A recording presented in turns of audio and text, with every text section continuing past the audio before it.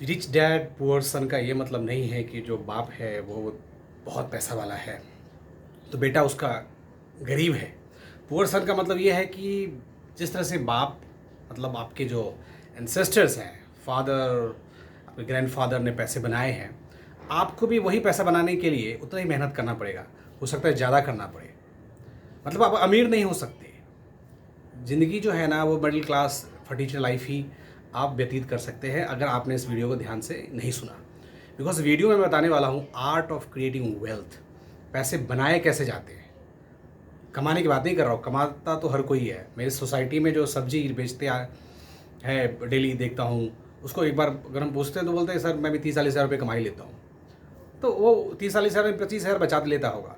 लेकिन अगर आप लाख रुपए कमाते हैं तो आपको 10 हज़ार बचाना मुश्किल है, क्योंकि आप सोचते हैं कि मैं तो लाख रुपए का आदमी हूँ, लेकिन खर्चे आपके उसी हिसाब से है। दिस इज जय Mishra, author, life coach and motivational speaker. और जैसा कि आप वीडियो में बताया गया है कि rich dad poor son, art of creating wealth, इस मास्टर वीडियो में मैं आपको बताने वाला हूँ कि कैसे लाख रुपए से करोड़ों बन गए, लोगों ने बनाए हैं। अब ये कुछ तो लोगों ने किया होगा ना, इतना आसान है नहीं पैसा बनाना, बट कुछ अलग करना पड़ेगा। I tell you, creating wealth is not a science, it's an art. Science नहीं है, साइंस का गेम है ही नहीं कि आपको अचानक कहीं से ऊपर से वर्षा हो जाएगी, कहीं ज़मीन के अंदर से कुछ खजाने मिल जाएंगे, ऐसा कुछ नहीं है। आपको कुछ ना कुछ स्ट्रेटजी अपनानी पड़ेगी। वो स्ट्रेटजी बड़ा सिंपल है। जो भी आप कर रहे हैं, जिस फील्ड में है, आपको पैशन का ध्यान रखना पड़ेगा, आपको अपने पैसेंस का ध्यान रखना पड़ेगा, आपको अपने इमोशंस को इंटैक्ट करना पड़ेगा। ये सारी चीज़ें जब आप करेंगे ना, तभी आप सक्सेसफुल हो जाएंगे और आपको लगेगा कि यार कुछ अच्छा करके गया। वीडियो में रिच डैड का संबंध ऐसा है कि मैं ये कहने की कोशिश कर रहा हूँ कि कोई भी इन्वेस्टमेंट है या कहीं भी आप पैसा लगाते हैं, उसमें 10-20-30 साल वेट करना पड़ता है। अगर रातों रात अमीर बनने का जो फॉर्मूला है वो शायद किसी के पास है तो आप उनसे ले सकते हैं। पर इस वीडियो में बता रहा हूँ कि भाई 10-20 साल अगर आप देते ना तो बात कुछ अलग हो जाती है। क्योंकि जब आपके अकाउंट में 2-4 करोड़ रुपए रहेंगे ना, उसकी बात ही अलग है। उसको कन बीट नहीं कर सकता। 2-4 करोड़ बहुत ज़्यादा अमाउंट होता है, थोड़ा अमाउंट नहीं है। यहाँ तो 500,000 पर्स में रहेगा तो आदमी उछलता रहता है, मेरे पास पैसे आ गए। 2-4 करोड़ तो बहुत है, पता नहीं वो क्या कर देगा। लेकिन है कि भाई 1-2% लोग हैं जिनके पास पैसे हैं। और ये दुनिया का रूल भी है किसी भी फील्ड में, चाहे वो इन्वेस्टमेंट का है, चाहे वो आप फिल्म इंडस्ट्री में देख लें या वो क्रिकेट में देख लें, 2-4% लोग ही टॉप पे हैं और उनको एक्स्ट्रा ऑर्डिनरी एफर्ट करना पड़ा है, उन्होंने वो मेहनत की है। आपको अगर इस वीडियो में कुछ समझ में आ रहा है और आप मेहनत करने के लिए तैयार हैं तो हम आपस में, हम सब मिलके कुछ ना कुछ नया करेंगे।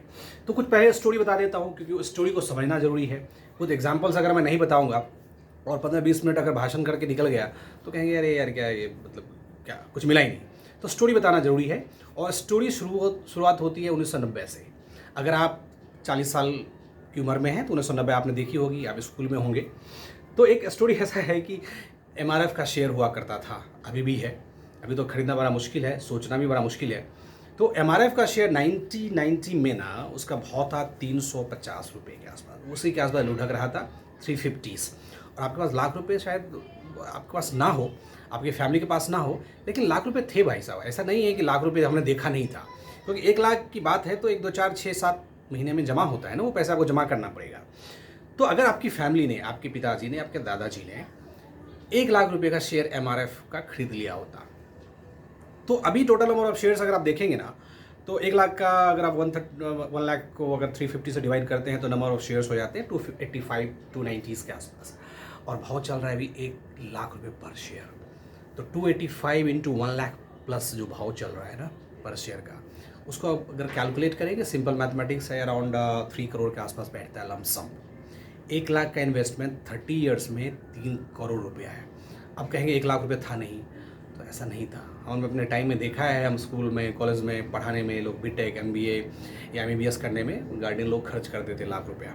लेकिन ये किसको पता था? ये तो समझ में आता नहीं ना हमको, हमें, क्योंकि हमें इंजीनियर, डॉक्टर बनना है, फाइनली आपको जॉब ही करना है, फाइनली आपको पैसे की तलाश करनी है। लेकिन हमें एक सिंपल सा वे और पता है, पढ़ाई करो, नौकरी करो, जो पैसे कमाओगे वही तुम्हारा जीवन है, वही जीवन यापन में लग जाना है। तो ये बात हुई एमआरएफ की 1990 की, कि 1990 में अगर आपने 1 लाख शेयर परचेज, 1 लाख के शेयर परचेज कर लिए होते, नंबर ऑफ शेयर जो भी आते हैं 285-90, तो आज उसकी वैल्यू हो जाती है 3 करोड़। तो वो स्टोरी तो आपकी मिस हो गई। उस टाइम आप कहेंगे मैं स्कूल में था, मैं कुछ कर नहीं पाया, तो छोड़िए। अब आते हैं 2003-4 के आसपास। उस टाइम शायद आप रहे होंगे, 2003-4 में तो मैं भी था और अच्छे खासे ट्यूशन्स पढ़ाता था यहाँ पे दिल्ली में। तो 2003-4 के आसपास अगर आपने टाइटन के शेयर में अगर लाख रुपए लगा दिया होता, तो वो टाइम ऐसा था 2003 में जहाँ पे टाइटन का शेयर का भाव था 3 रुपया। तो 1 लाख के शेयर्स आपने लिए, 33,000 नंबर ऑफ शेयर्स होते हैं ना, क्योंकि 1 लाख को आप डिवाइड करेंगे 3 से, 33,000 बनते हैं। और पर शेयर उसका भाव आज के डेट में 3,000 के आसपास है, ऊपर ही है। 33,000 शेयर्स आपके पास है और 3,000 का भाव लग रहा है उसमें, वो अमाउंट कितना हो जाएगा? Around 10 crore rupees, 10 crore. चलिए, अब कहेंगे वो भी मिस कर गया, मुझे पता नहीं ये शेयर सब क्या होता है। ठीक है, नहीं पता। 2012-13 में तो आप अवेयर होंगे ना, उस टाइम तो शायद मोबाइल का ज़माना भी था, न्यूज़ भी वो लोग पढ़ते थे, लोग घर घर टीवी हो गई थी, तो अपने बिजनेस चैनल भी देखा होगा, जी न्यूज़, जी बिज़नेस आता था, CNBC आवाज़ आता था, बिज़नेस चैनल्स। दरअसल हम देखते नहीं, हमें तो चूँकि शाम को बैठ के ना हिंदू मुस्लिम पढ़ने सीखने की आदत हो गई है। उस टाइम में वैसे ही डिबेट हुआ करते थे, और अब तो खैर एक्सट्रीम पे पहुंच गया है। तो मैं कहने की ये कोशिश कर रहा हूँ कि चलिए आपने 1990 को मिस किया, 2003 को मिस कर दिया, 2013 में तो आप कमा रहे होंगे। मैं तो कमाता था, आई वॉज इन जॉब, मैं बैंक में अच्छे पोस्ट पे था, मेरी जॉब ही लगी थी एज अ बैंक PO, तो मैं असिस्टेंट मैनेजर था बैंक में बॉम्बे में, और वहाँ पे लाख रुपए तो कमा ही लेता था, मतलब 2-4-6 महीने में सैलरी उतनी जाती कि लाख हो जाती थी जमा, लेकिन पता नहीं था। तो 2013 की कहानी बताता हूँ, और मुझे किसी ने रिकमेंड भी किया था कि ये थोड़ा करो, लेकिन मैं उसको इग्नोर किया। मैंने कहा क्या यार, बाप दादा ने ऐसा कभी देखा ही नहीं है, ये क्या है, जुआ है, तो हमने इसको इग्नोर कर दिया। तो अब ऐसा है कि बजाज फाइनेंस का एक शेयर था, वो जो 150 के भाव से बिक रहा था, और आपने 1 लाख रुपए उसमें लगा देते। नंबर ऑफ शेयर्स आपके होते 660 शेयर्स आपके पास होते आज के डेट में। ये 10 साल की कहानी है, और आज का शेयर जो है ना, उसका भाव चल रहा है 8,000 प्लस। तो बजाज फाइनेंस के शेयर में आपको अभी जो है ना 53-54 लाख रुपीज़ बनता, ½ करोड़। 10 साल में 1 लाख रुपए 50 लाख रुपए दे रहा है। आपने कभी सोचा भी नहीं होगा, और आपको कुछ करना ही नहीं था, उसमें कोई एफर्ट ही नहीं था, आपको पैसे डाल देने थे और भूल जाना था। पैसेंस की बता रहा हूँ, पैसेंस की बात समझा रहा हूँ। यहाँ पे पैसेंस काम करता है, यहाँ पे इमोशंस अटैच करता है। भाव कभी घटेगा, कभी बढ़ेगा, फिर घटेगा, फिर घट जाएगा। आप कहेंगे यार मेरा पैसा डूब रहा है, डूबना कुछ है ही नहीं। इस रिस्क को समझिए, इस गेम को समझिए। बड़ी बड़ी कंपनी डूबती नहीं है, उसके भाव कम हो जाते हैं, कंपनी का वैल्यूएशंस कम नहीं होते, सिर्फ भाव कम होते हैं। अब आप कहेंगे ये शेयर बाजार जुआ है, तो ऐसा है कि दुनिया की वो सारी चीज़ें जो आपको पता नहीं है वो जुआ है।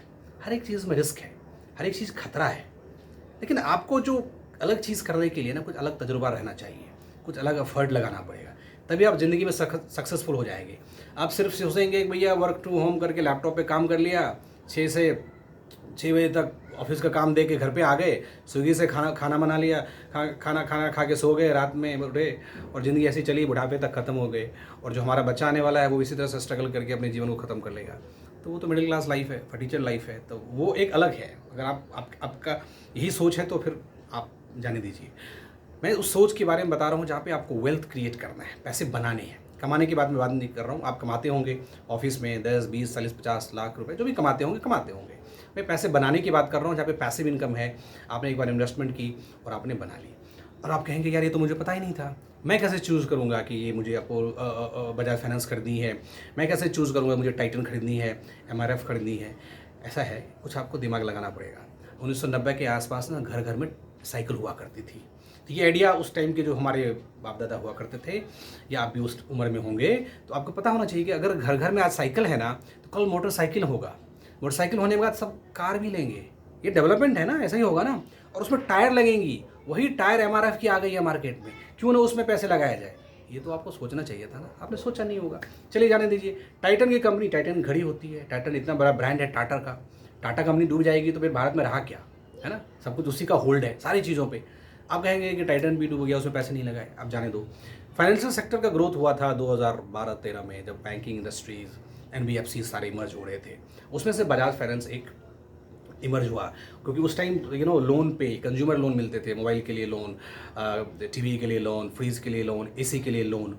तो आपको जब पता है कि ये सब कुछ चीज़ें डेवलप हो रही हैं चारों तरफ, आप दुकान पे जाते हैं, अब आपको कहता है कि भाई साहब ये आपको एसी लेना है, आपको फ्रिज लेना है, आपको टीवी लेना है, कोई बात नहीं, हम आपको ईएमआई पे दिला देंगे। और जो कंपनी ईएमआई पे वो सामान देती थी ना, वो बजाज फाइनेंस थी। तो भाई वो कंपनी तो ग्रो करेगी ना। जब घर घर में टीवी चाहिए, एसी चाहिए, फ्रिज चाहिए, तो लोगों की जब ज़रूरतें बढ़ेंगी तो इन कंपनी को का भी तो वैल्यूएशंस बढ़ेगा, ये कंपनी भी तो बढ़ेंगी। वही हुआ बजाज फाइनेंस के साथ, 150 का शेयर हो गया 8,000 के भाव से। तो मैं कहानी ये बताने की कोशिश कर रहा हूँ कि भाई साहब कुछ ना कुछ तरीका तो आपको ढूंढना पड़ेगा ना। अगर आपको सिंपल वे से लाइफ को जीना है और 6 से 6 बजे ऑफिस के लिए सोचना है, 10 से 4 ड्यूटी करनी है, तो सिंपल है भाई साहब, कुछ नहीं है, काम करके आओ, स्विगी से खाना मंगाओ, ऑटोमेटिक चीज़ें सब डेवलप हैं, लाइफ बड़ा सिंपल है। अगर आपको कुछ अलग करना पड़ेगा तो आपको नींद रात की जगानी पड़ेगी, आपको नींद छोड़ना पड़ेगा, आपको अलग करना पड़ेगा, कुछ मुश्किल आएगी, कठिनाई आएगी, लोग हंसेंगे, लोग बोलेंगे, कहेंगे क्या कर रहे हो, पागल हो गया, बर्बाद हो गया है, वो सारी चीज़ें होंगी क्योंकि आप लोगों से हट के काम कर रहे हैं ना। हमारा समाज जो है, हमारी जो सिस्टम है ना, हमें ट्रेडिशनल वे में फंसा के रखती है क्योंकि उसको उसी में आनंद होता है, और जो अलग थोड़ा करता है वही जीनियस होता है। विराट कोहली अगर एमबीए और सीए के बारे में सोचता होता तो किसी कंपनी में काम करके घर पे शाम को 7 बजे आ गया होता, पर विराट कोहली ने पढ़ाई को कम और अपने टैलेंट को सर्च किया। आप टैलेंट को सर्च नहीं कर रहे, उसने कुछ अलग सोचा है कि जो मैं कर रहा हूँ उसमें रिस्क है। रिस्क उसको भी पता था कि यहाँ पे बिलियन पॉपुलेशन में उसका चांस लगेगा खेलने के लिए नहीं, लेकिन उसने इतना नहीं सोचा। उसने सोचा कि अपने पे काम करना है, अपने को एक्सपर्ट बनाना है, अपने को सबसे बेहतर करके जाना है। और विराट कोहली है, उसका सब कुछ है। सब कुछ कहने का मतलब आपको विराट कोहली बनने की जरूरत नहीं है ना, तेंदुलकर बनने की जरूरत है, ना अमिताभ बच्चन ना शाहरुख खान। मैं कह रहा हूँ आप जो मिडिल क्लास में है ना, उसी में सोचिए कि आप बेहतर क्या कर सकते हैं। और पैसा बहुत बड़ा फैक्टर काम करता है जीवन में। अगर आपके पास पैसा है तो सब कुछ है, सब संबंध, रिश्ते, नाते सब आपके साथ अटैच हो जाएंगे। नहीं है तो धीरे धीरे बिखरेंगे, छूटेंगे, लोग दूर जाने की कोशिश करेंगे। ये सिद्धांत है लाइफ का, है ना। तो अब आप कहेंगे कि भाई ये शेयर तो लाख रुपए का हो गया, खरीदना मुश्किल, 8,000 का हो गया, एक शेयर खरीदना मुश्किल, 3-3 हज़ार का कैसे खरीदूँ।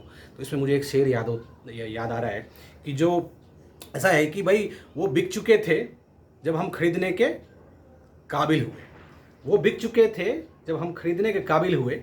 जमाना बीत गया गालिब, जमाना बीत गया गालिब, हमें अमीर होते होते। अब इन शेयर्स में आप खरीदने की कोशिश भी करेंगे, कुछ पैसे भी आए तो मुश्किल है, क्योंकि बिक गए, लोगों ने उसको 350 के भाव से, 3 रुपये के भाव से, 150 रुपये के भाव से खरीद लिया। तो वो टाइम तो चला गया। अब आप कहेंगे अब क्या करेंगे, ऐसा थोड़ी है। अभी भी जो जनरेशन आने वाला है उसके लिए कुछ बचेगा नहीं क्या, सब कुछ बचेगा। एक हिंट कर देता हूँ और आप समझिए मैं क्या कहना चाहता हूँ। जियो फिन का शेयर है, रिलायंस का शेयर है, जियो फाइनेंशियल सर्विस, जिसका भाव 220-250 के आसपास है।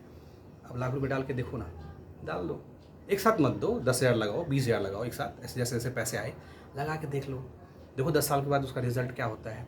एक और हिंट कर देता हूँ, एमआरएफ अगर 1 लाख का शेयर हुआ है ना, तो जो अपोलो टायर 300-350 पे घूम रहा है ना भाई, उसका नंबर कम आएगा, वो भी तो भागेगा ना, वो भी भागेगा।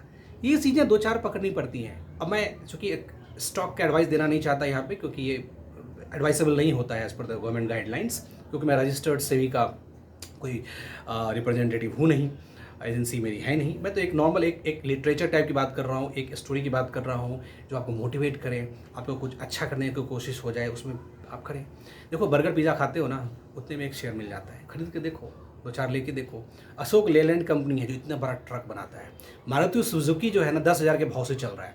अशोक लेलैंड कोई बेकार कंपनी है क्या, उसकी इतनी सारी ट्रकें हैं, अलग अलग कमर्शियल व्हीकल्स हैं, और वो 110-20 रुपये का शेयर है। अरे मीडियम पिज़्ज़ा आता है 300-400 रुपये का, और 110 में आपका एक शेयर मिल रहा है। खरीदिए ना, 2-4 जमा करके रखिए हर एक महीने, क्या फ़र्क पड़ता है, देखिए क्या होता है। अगर आप ऐसा करेंगे तो आप भी उसमें फ़ायदे में रहेंगे और आपका जनरेशन्स तो ऑटोमेटिक वो फ़ायदे में रहेगा। क्योंकि शेयर्स की जो होल्डिंग्स होती है ना, एक रॉयल्टीज़ की तरह रहती है। आप रहे ना रहे, चले गए, आपके बच्चे उसका एंजॉय करेंगे, उनको डिविडेंड मिलेगा, वैल्यूएशंस होगा, उसको बेचेंगे तो करोड़ों कमाएंगे। ये तरीका बता रहा हूँ मैं कि भाई ये तरीका है पैसे कमाने का, थोड़ा अलग सोचना पड़ेगा। अब लोग कहेंगे कि तुम जुआ का काम कर रहे हो। अब मैंने लाइफ के बारे में बता दिया, जो चीज़ आपको पता नहीं है वो जुआ है। 150 माइल पर आवर के हिसाब से या किलोमीटर पर आवर के हिसाब से जब बॉलर गेंद फेंकता है ना किसी बैट्समैन को क्रिकेट में, तो जिसको नहीं पता होगा ना वो भाग जाएगा वहाँ से, जिसको पता होगा ना उसके डबल स्पीड से वो शॉट मारेगा। विराट कोहली, तेंदुलकर, वो ढूंढता रहता है कि फास्ट बॉलर कब मिले। मैं कहने की कोशिश कर रहा हूँ कि अगर आप चीज़ों को जानते नहीं हैं तो रिस्क है, वो जुआ है। और अगर आप समझते हैं, थोड़ा कुछ एक्सपर्टीज़ आपने हासिल किया है, उस पर वर्कआउट करते हैं, काम करते हैं, मेहनत करते हैं, वही चीज़ें आसान हो जाएंगी। ज़िंदगी का यही उसूल है। सो ये वीडियो में समझाने की मैं कोशिश कर रहा हूँ कि अभी भी मौका है आपके पास, हम मिलजुल के कुछ ना कुछ करते हैं। मैं तो कोशिश कर ही रहा हूँ, आप भी कोशिश करिए। वीडियो में कुछ पसंद की बातें हैं तो उसको लाइक कर सकते हैं, चैनल पे नए हैं तो सब्सक्राइब कर सकते हैं, क्योंकि जो फाइनेंशियल फ्रीडम सीरीज़ में ना बस पैसे की बात कर रहा हूँ मैं, और भी मोटिवेशनल सीरीज़ अलग अलग ढंग से आते रहते हैं मेरे, तो सारी चीज़ें कहीं ना कहीं बेनिफिशियल्स है, इसमें नुकसान वाली कुछ है नहीं।